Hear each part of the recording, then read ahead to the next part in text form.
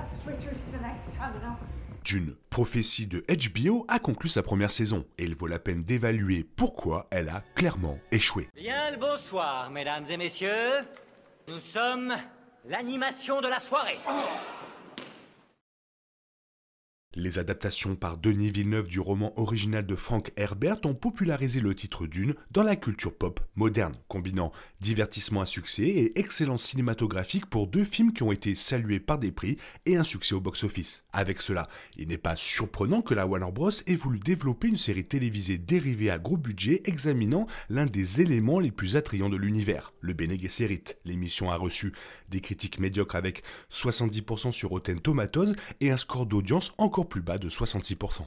Le fait est que Dune Prophétie n'a pas été le succès qu'elle aurait dû être. Ce n'était pas aussi populaire que les films Dune et ce n'était pas aussi populaire que Game of Thrones, la série sur laquelle HBO s'est modelée. Reste à savoir si cela pourrait être le cas dans le futur. La série pourrait revenir avec une deuxième saison incroyable, mais les problèmes dans les coulisses et dans la série elle-même méritent d'être abordés. Qu'on le veuille ou non, la série n'a pas été à la hauteur du potentiel dont cette franchise s'est avérée capable.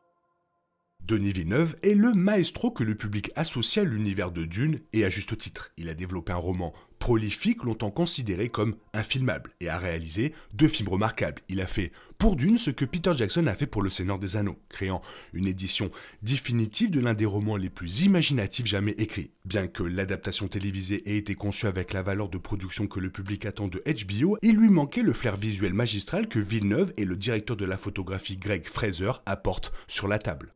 Denis Villeneuve était initialement attaché au projet en 2019, chargé de réaliser le pilote et de produire la série. Cela aurait donné le ton pour le reste de la série, gardant une fusion plus directe entre les films et le préquel télévisé. Cependant, Villeneuve a abandonné le projet au fil du temps, se consacrant pleinement à la désormais trilogie de films Dune qu'il était sur le point de réaliser. L'analyse consensuelle de Rotten Tomatoes sur la saison 1 était qu'elle manque de piquant des films de Denis Villeneuve, notant notamment la dégradation de la qualité de ses interprétations.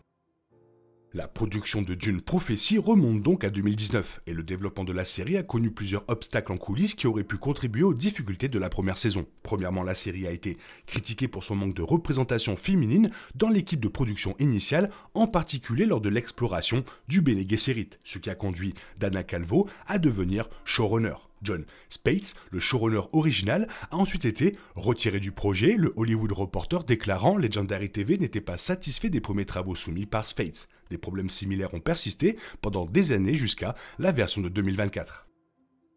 Les livres Dune sont compliqués à aborder et il y a des divergences parmi les fans quant à ce qui est considéré comme canon. Frank Herbert a écrit 6 volumes de son histoire et ceux-ci sont généralement perçus comme étant les seuls projets canons. Son fils Brian Herbert a fait équipe avec Kevin J. Anderson pour de nombreux romans d'extension. Bien que les livres étendus de Dune ne soient pas détestés, l'analyse typique est qu'ils n'ont tout simplement pas la profondeur des originaux malgré l'expansion de la tradition de l'univers de nombreuses manières.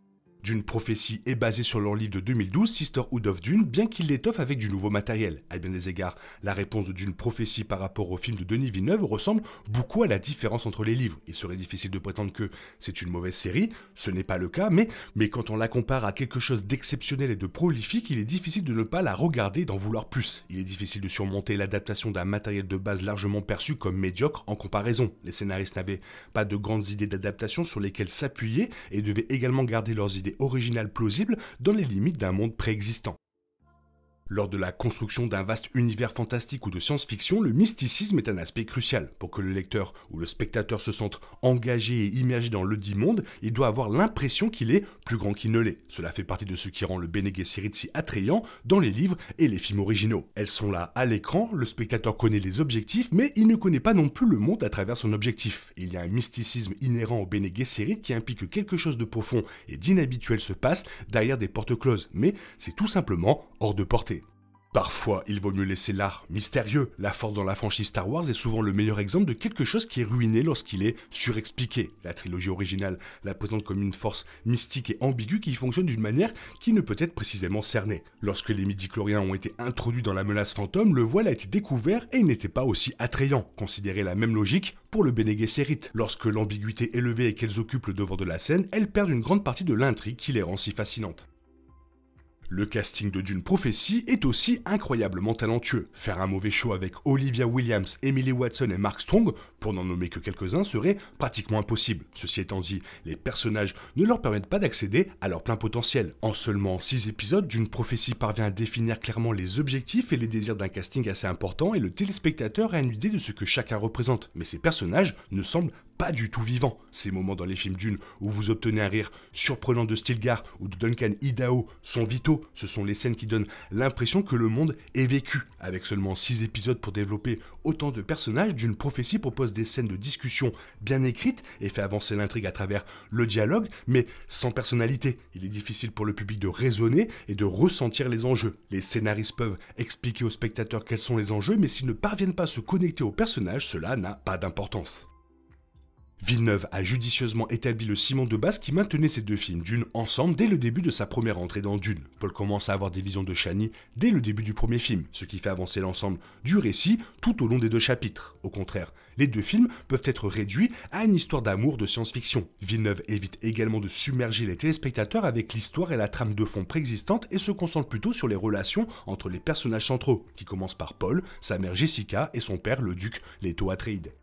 Villeneuve établit également fermement la dynamique du bien contre le mal dans le premier film, qui commence progressivement et naturellement à se renverser à mesure que Paul accède au pouvoir dans le 2e film, en prévision du 3e film. Éléments clés de l'histoire de Dune, tels que l'épice, les Fremen et le Bene Gesserit, sont également condensés et affinés pour être facilement compris, évitant de glisser d'entre deux choses. De cette manière, et bien plus encore, Villeneuve a réalisé la version la plus accessible de Dune avec ses films, tandis que Dune Prophétie met en place plus que ce qu'elle pourrait apporter en une seule saison, exigeant essentiellement une 2e saison.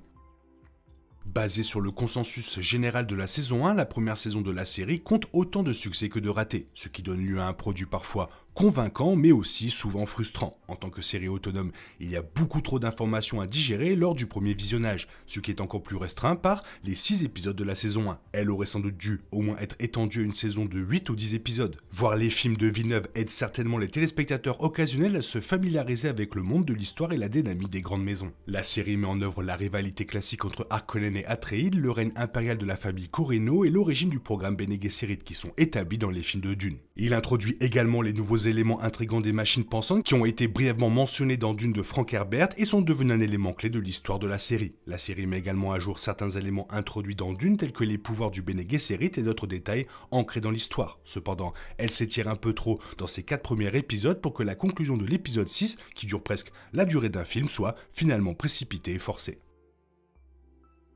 Voilà des petits problèmes pour la première saison, mais en espérant que la seconde soit bien meilleure. Toi, qu'est-ce que tu en penses? N'hésite pas à me le faire savoir dans la zone commentaire, sinon il est temps pour toi de reprendre le cours normal de ta vie. On se retrouve bientôt pour une nouvelle vidéo. Bisous, bye bye. Il est impossible de compter sur les autres de nos jours. On est obligé de tout faire soi-même. Je me trompe? Rien de grave, j'avais tout prévu. Où va le monde, je vous le demande.